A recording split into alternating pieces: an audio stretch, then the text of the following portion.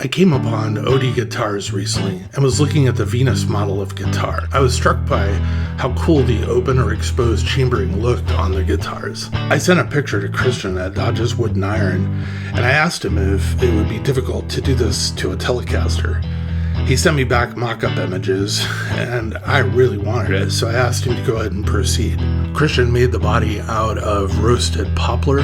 The specifications on the neck are a little unusual.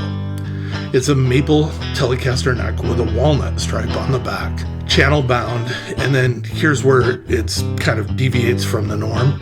It's a compound radius neck, so it goes from fret 1 at 9.5 inch radius to the end of the fretboard at about 14 inch radius.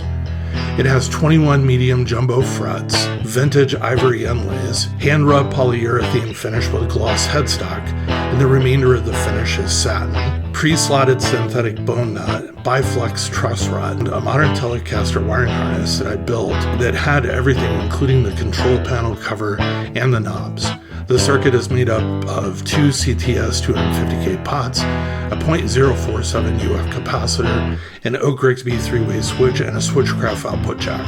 In this video I show how I position and drill the 4 holes for the vintage style bridge. The bridge I'm using in this build is a no-logo Wilkinson bridge with Wilkinson brass compensated saddles. For my approach to work, I need to have the neck installed as well as the tuners. I then place 4 2.5 inch long by 1/8 inch screws in the 4 middle string holes. This helps hold the bridge in place and also helps align it. I then run 2 strings through the low E and high E slots and actually string them up on the tuners. This helps me align basically everything. I can see then the alignment of the strings with the sides of the neck and so on. Once I have everything set up the way that I need it to be, I drill the 4 pilot holes using a VIX or self-centering drill bit. These are used for drilling the holes in a door hinge, and they really work great for this purpose. I use a 7/64 bit in the VIX bit. It only drills about half the depth. I then drill the hole out with the depth measured off with tape using